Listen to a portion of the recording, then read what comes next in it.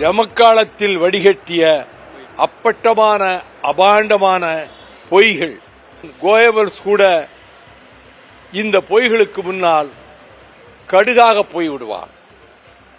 என் நேர்மை உலகறிந்தது, என் நாணயம் ஞானமறிந்தது, என் ஜென்ம எதிரிகள் கூட இப்படி ஒரு குற்றச்சாட்டை சொன்னதில்லை, சொல்லவும் மாட்டார்கள். ஏனெனில் நேர்மை என்கிற கவசம்தான், வைகோவினுடைய நாணயம்தான் அவனை அரசியல் உலகத்திலே பாதுகாத்து வருகிறது என்பதை அனைத்து அரசியல் கட்சியினரும் அறிவார்கள்.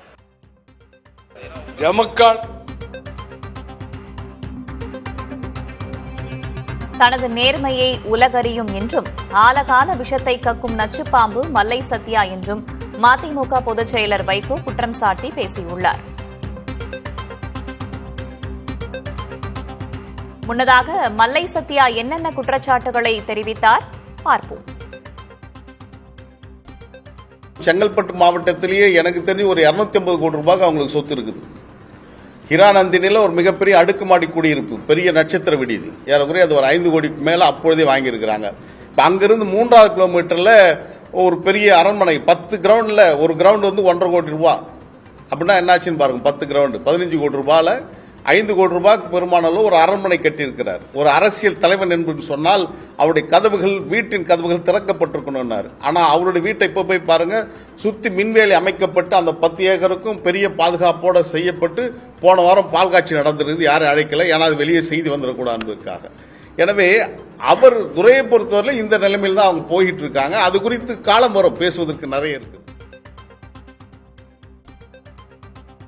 தனது நேர்மையை உலகறியும் என்று புதிய தலைமுறைக்கு மதிமுக பொதுச் செயலர் வைகோ பிரத்யேக பேட்டி அளித்திருந்த நிலையில் முன்னதாக துரை வைகோ கூறிய குற்றச்சாட்டை நாம் பார்த்தோம். 250 கோடி ரூபாய்க்கு சொத்து உள்ளதாக மல்லை சத்யா கூறியிருந்தார். துரை வைகோவுக்கு 250 கோடி ரூபாய் சொத்து உள்ளதாக மல்லை சத்யா குற்றம் சாட்டியிருந்த நிலையில் தமது நேர்மையை உலகறியும் என்று புதிய தலைமுறைக்கு மதிமுக பொதுச் செயலர் வைகோ பிரத்யேக பேட்டி அளித்துள்ளார். மல்லை சத்யாவின் குற்றச்சாட்டுகள் ஜம்மு காலத்தில் வடிகட்டிய பொய் என்றும், தனது அரசியல் விரோதிகள் கூட சொல்ல துணியாத குற்றச்சாட்டுகளை அவர் சொல்லியிருப்பதாகவும் குறிப்பிட்டிருக்கிறார். தனது நேர்மையை உலகறியும் என்றும் ஆலகால விஷத்தை கக்கும் நச்சுப்பாம்பு மல்லை சத்யா என்றும் மதிமுக பொதுச் செயலர் வைகோ குற்றம் சாட்டி பேசியுள்ளார். மதிமுக பொதுச் செயலர் வைகோ என்ன பேசினார்? மீண்டும் ஒருமுறை தற்போது பார்க்கலாம். ஜமக்காலத்தில் வடிகட்டிய அப்பட்டமான அபாண்டமான பொய்கள். கோயபல்ஸ் கூட இந்த பொய்களுக்கு முன்னால் கடுகாக போய்விடுவார். என் நேர்மை உலகறிந்தது, என் நாணயம் ஞானமறிந்தது, என் ஜென்ம எதிரிகள் கூட இப்படி ஒரு குற்றச்சாட்டை சொன்னதில்லை, சொல்லவும் மாட்டார்கள்.